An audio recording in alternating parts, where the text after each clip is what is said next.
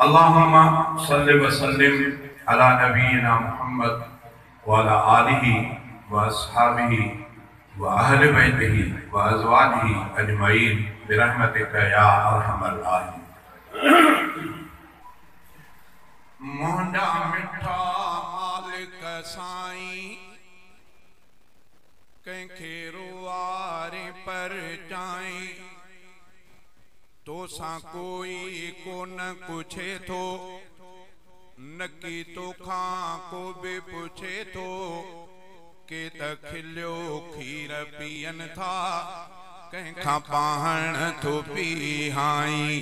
के त खिलियो खीर पियन था कंखा पाहण थो पी हाई। मुंजा मिठा मालिक साईं कंखे रुआरी पर चाई तो सा कोई को न पूछे थो नकी तो खां को भी पूछे थो के त खिलियो खीर पियन था कंखा पाहण थो पी हाई। कदे तख्त जहा के वाली वया बण जी दर दर स्वाली तोखे आई रब जलाली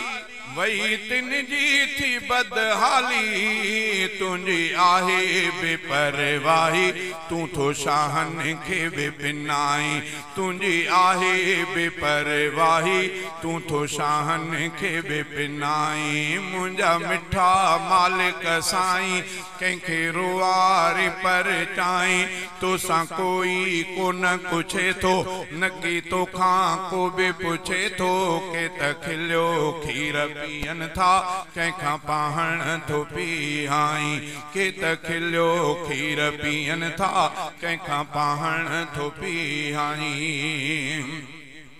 कोई एडो गरीब थिए थो जो पेट न पाले सगे थो कोई एडो गरीब थिए थो जो पेट न पाले सगे थो को भुख ते वेला वेहे थो को गोश्त कुतन के बेदे थो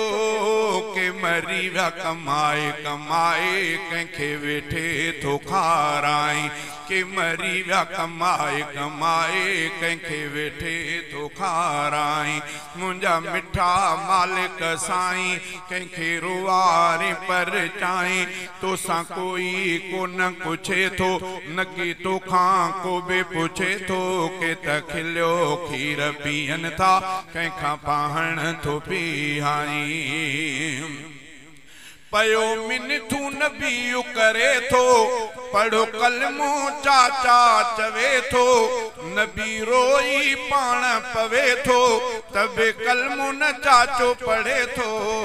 बणियो भाटियो जन्नत वारो ऐं चाचो बाहि पुजाई बणियो भाटियो जन्नत वारो ऐं चाचो बाहि पुजाई। मुंजा मिठा मालिक साईं कंखे रुआरे पर चाई तो सा कोई को न पूछे थो नकी तो खां को भी पूछे थो के त खिलियो खीर पियन था कंखा पाहण थो पी हाई के त खिलियो खीर पियन था कंखा पाहण थो पी हाई।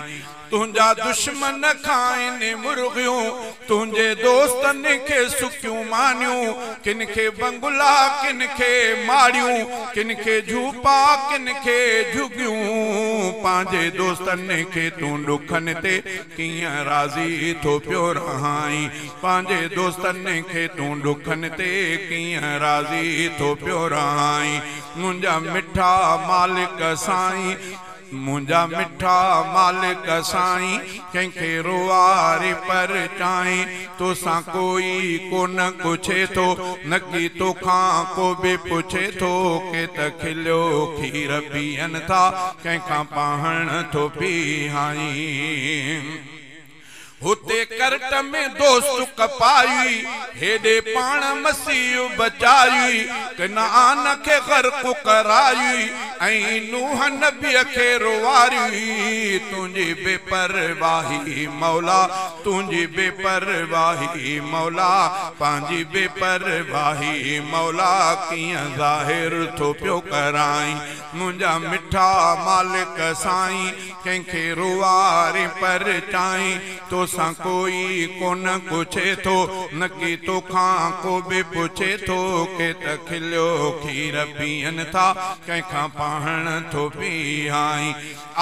उलरे हफ़ीज़ जी ज़ारी तुंहिंजे दर ते हर हर बारी तुंहिंजी ज़ात आहे बाझारी कर मूं ते पंहिंजी सतारी मुंहिंजे ऐबन खे तूं मिटे शल पंहिंजो पाण पसाई मुंहिंजे ऐबन खे तूं मिटे शल पंहिंजो पाण पसाई मुंहिंजा मिठा मालिक साईं कंहिंखे रुवारी पर चाई तोसां कोई कोन पुछे थो न की तोखां को बि पुछे थो के त खिलियो खीर पीअनि था कंहिंखां पाण थो पीहाई।